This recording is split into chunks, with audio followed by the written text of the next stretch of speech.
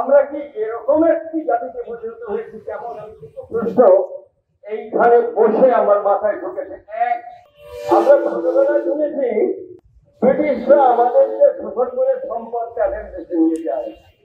আমরা যখন বড় হয়েছি তখন শুনেছি পাকিস্তান তাদের সম্পদ শোষণ করে আমাদের লাঘব গোয়াল কর্মকর্তা থেকে আয়কর অফিসার থেকে সকলে চুরি করে অন্য দেশে নিয়ে যায়। এই দোষটি এই দেশটি কি ব্রিটিশ, এই দেশটি কি পাকিস্তান, না এই দেশটি বাংলাদেশ? আমরা এই মানুষগুলোকে চিহ্নিত করতে চাই যে মানুষ এদেশের সকল মানুষের, সাধারণ মানুষের রোজগার সম্পদকে ছিনতাই করে পরে অনেক সুখে সমৃদ্ধিতে বসবাস করার জন্য বিদেশে অর্থ পাচার করে। একটি খুব মুখরোচক সংবাদ এই মুহূর্তে বাংলাদেশে জামাত শিবির নিষিদ্ধ হয়েছে। যদি আমাকে ব্যক্তিগতভাবে বলেন, বলবো যে হ্যাঁ, এটা একটি ইতিবাচক কাজ। কিন্তু আমরা কেমন জানি হয়ে গেছি জানেন তো? একটু খেয়াল করবেন, এক রকমের জীব আছে যারা জল ঘোলা না করে খেতে পারে না। তারা আপনারা জানেন প্রচুর পরিমাণে নেমে জলটা ঘোলা করে তারপরে জলটা। আমাদেরও কি সেই অবস্থা? আমরা কোটা আন্দোলন যদি আগে থেকে বিষয়টি করতাম তাহলে এত জল ঘোলা হওয়া তো না। কোটা আন্দোলন বাদ দেন, বাংলাদেশ আমরা যখন ৭২-এর সংবিধান পুনঃপ্রতিষ্ঠার আন্দোলন করি, আন্দোলনের পরে দেশে পঞ্চদশ সংশোধনী হয়েছে। খুব ভালো। পঞ্চদশ সংশোধনীতে বলা হলো এই দেশে ধর্মভিত্তিক রাজনীতি হবে না। আবার ৩-৪ পৃষ্ঠা ৫ পৃষ্ঠা যদি সংবিধানের উল্টন দেখবেন সেখানে লেখা আছে রাষ্ট্রধর্ম ইসলাম। এই কন্ট্রাডিকশন বা এই বৈপরীত্য কে সৃষ্টি করেছে?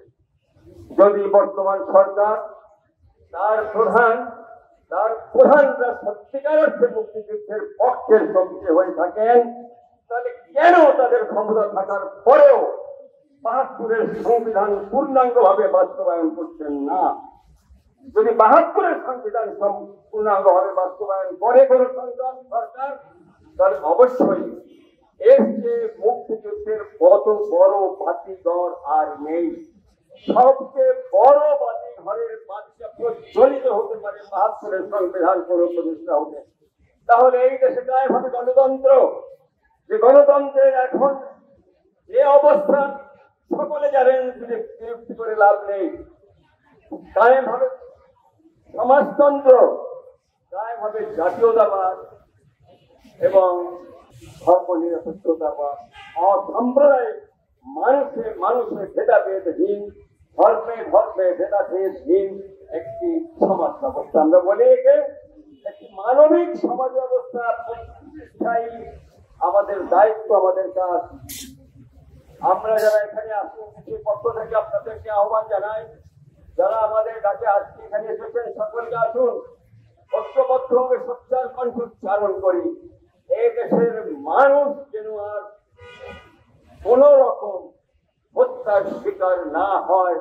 সকল হত্যার এমন দৃষ্টান্তমূলক শাস্তি চাই যে শাস্তিতে পরবর্তী কোন প্রজন্মের, কোন ধারার, কোন অবস্থানের কোন শক্তি আর হত্যা করতে পারবে না। যদি আবারও সেই কথাটি বলি, যদি সত্যিকার অর্থে দেশে ৭২-এর সংবিধান হয়, যদি ৪টি রাষ্ট্রীয় কোড যদি বাস্তবায়িত হয় এবং সেই অনুযায়ী যদি দেশ চালিত হয়, তাহলে এই সংখ্যা, সংকট, এই কোটা, এই অসম ইত্যাদির ব্যাপার অনেক বড় চলা হয়।